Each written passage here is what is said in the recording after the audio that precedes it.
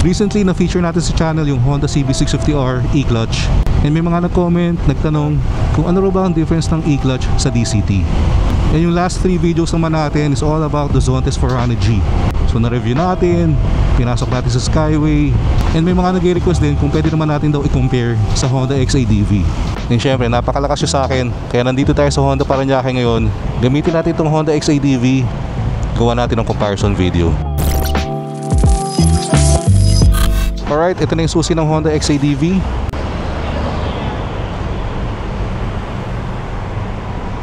Ganda rin ang animation, no? And naka 5-inch colored TFT panel na to, na sobrang high definition, very crisp. Iba talaga tong XADV, iba yung presence. Tara guys, start na natin. And in terms of seat height pala, kung nakababa yung dalawang paa ko, medyo tiptoe ng konti.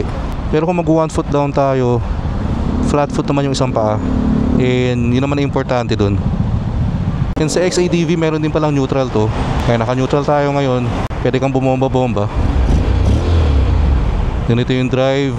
Ito naman yung button kung gusto mo mag-toggle between automatic and manual. Then ito pala yung plus minus. Plus, ito yung minus sa baba, bawas. So kahit naka-automatic ka, kung gusto mo magbawas, mag-downshift, kasi kunyari o-overtake ka, pwede naman. Then after mo mag-downshift, balik automatic na siya. Tara, let's go. Drive. Naka first gear na. And meron din palang modes to . So sport mode, standard, rain mode, gravel, and user, kung pwede mong i-customize. Syempre sa sport tayo. Medyo traffic, lipat muna natin standard. Yung sa mga nag-request ng comparison between the Zontes 400G and itong Honda XADV, kung in terms of size, medyo malayo. Talagang malaki itong XADV. Ang medyo kapareho ng size ng Zontes is yung ADV 350. And kung power naman, talagang no comparison din. Kasi yung Zontes 400G, yun, 400cc. Ito namang XADV is 745cc. Kaya again, power-wise, talagang malayo to. Doon sa Zontes, makaka-filter ka pa pag traffic makakasingit-singit ka pa. Dito sa XADV, mahirap. Talagang big bike ang laki niya. Tingin ko, mas masisingit-singit ko pa yung Z9 kaysa dito And mas marami ring modes dito. Kita nyo naman, di ba? Sa Zontes kasi dalawang mode lang. Eco tsaka Sport. Yan ang maganda dito since may rain mode. Kung may mga beginners na gustong gawing first bike tong XADV, pwede. Ganon din ginawa ko nung bago yung Z900 ko. Sobrang lakas talaga nun Yung first big bike ko yun. So siguro mga first 2 weeks naka rain mode lang ako dun.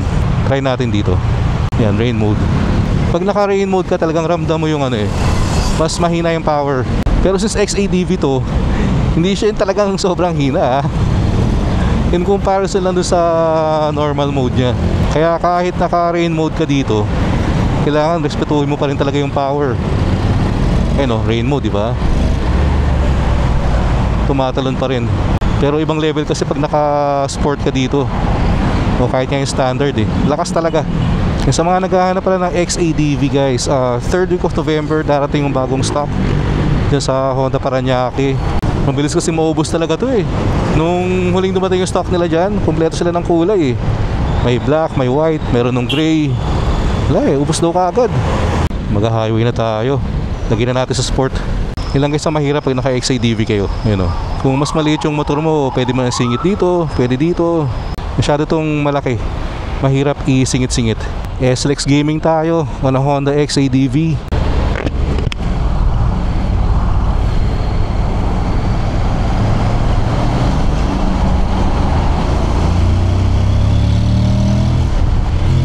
Alright, sport mode, Honda XADV. Ibang-iba ang power nito. Pero syempre, unfair namang i-compare mo to sa 400cc. Talagang may sariling class tong Honda XADV. Yan, ito yung talagang maganda rin yung tunog kahit stock. May growl And ito pala yung sinasabi ko kanina guys, na pwede kang mag-shift dito kahit naka-automatic ka. So kanya, naka 3rd gear tayo ngayon, pwede kang pumunta ng 4th gear. Kung gusto kong mag-downshift, 3rd gear, isa pa, 2nd gear. So yun yung main difference ito sa e-clutch. Kasi yung e-clutch, meron ka pa ring shifter sa paa. kumakambyo ka pa rin. The only difference is hindi ka na kailangan mag-clutch. Kaya hindi ko pwedeng tawaging automatic yung CB650R e-clutch.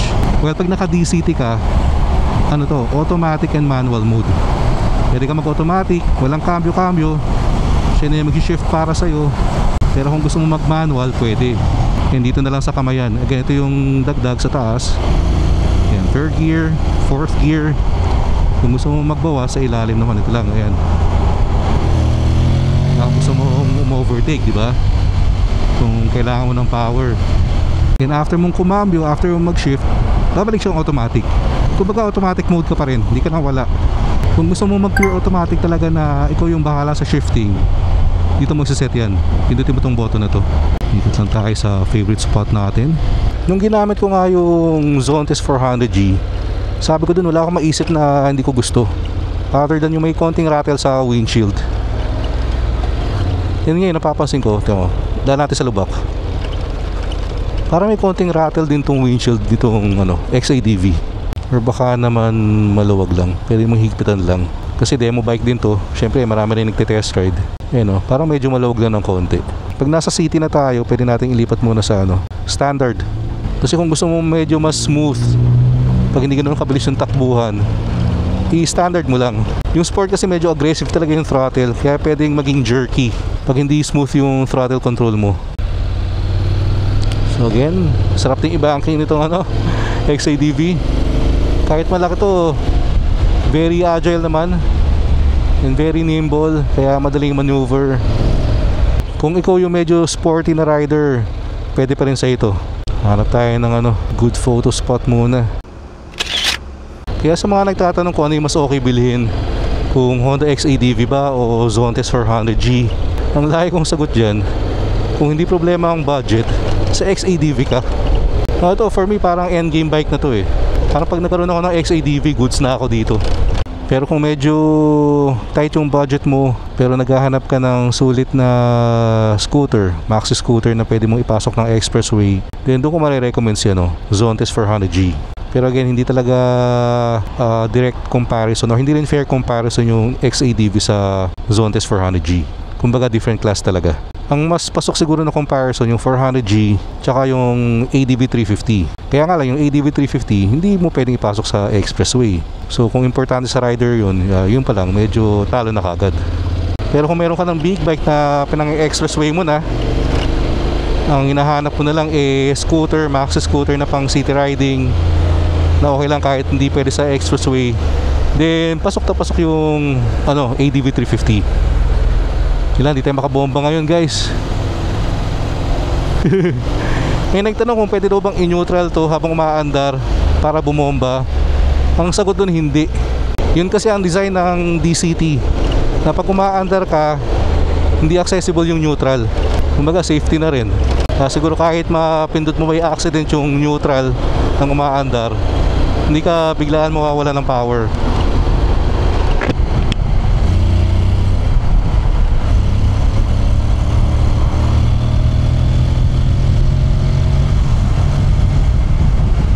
Yun ang maganda dito sa XADV. Kahit medyo humataw ka ng konti sa expressway, syempre ang lakas ng hampas ng hangin dyan. Since malaki yung windshield mo, ka pa rin, very comfortable. Alam na alam ko yan kasi may naked bike ako eh. Doon kay Z9, pag matagal na humahampas sa yung hangin sa katawan mo, sa dibdib mo, nakakapagod rin eh. Isa siya sa factor na nakakatagdag ng pagod, lalo na pag long ride. Lalo na yung mga long ride namin dati sa north, yung Pasubik, ganon, Pabataan. Yung tagal mo sa NLEX mapapagod ka rin eh, dahil sa hangin. Kaya na-imagine ko na ngayon, kung ito yung dala mo sa mga ganong rides, mas less yung pagod mo for sure. Just very upright yung position mo. Ayan, upong-upo ka lang eh. Tapos tamang-tama yung height ng handlebar. Wala kang ngalay sa braso dito, sa balikat. So kung papipiliin naman ako kung ano mas gusto ko, DCT ba or e-clutch, for me pareho lang eh. Kasi magkaiba talaga siya eh. Kasi gusto ko yung e-clutch in a way na syempre mananawa ka rin pag pag semi-automatic. Yung kumakambyo ka lang nang wala ng clutch, okay yun. Pag traffic, pag city riding, Pero may mga times, kunyari long ride, gusto mo naman kumakambyo, gusto mo nag-rev match, okay yung pwede mo pa rin gawin yung mga ganung bagay. May isang nag-comment nga, sabi niya pag inaantok daw siya, i-turn off niya yung e-clutch para naka full manual mode. Ito kasi yung DCT talaga comfort eh, fully automatic. Gusto mo mag manual pwede, pero dito lang, di ba? Papindot-pindot ka lang. Siguro pag nasa point ka na hindi mo na hahanap-hanapan yung manual, pwede ka na dito sa DCT. And guys, quick plugging lang din pala, kung trip nyo naman yung mga ganitong klaseng content and hindi ka pa nakasubscribe sa channel natin, please click the subscribe button below and please like and share the video. Naka sport mode po pala tayo. Kaya pala tumatalon. So tip ko, kung nasa service road na kayo, lagay nyo na sa standard. Yan, para mas banayad na yung takbuhan nyo. Hindi kayo naman makakahataw dito eh. Pero ibang level talaga tong Honda XADV. Tuwing ginagamit ko to, nai-inspire talaga akong pag-ipunan to. So we're back, Honda Parañaque. Tignan na natin lagay. And para pala ma-turn off tong XADV, i-turn nyo lang yung knob sa left. Yan, nag-turn off na. Napaka-solid talaga nitong Honda XADV. And sa mga hindi pala alam ang meaning ng DCT, ito yan guys, dual clutch transmission.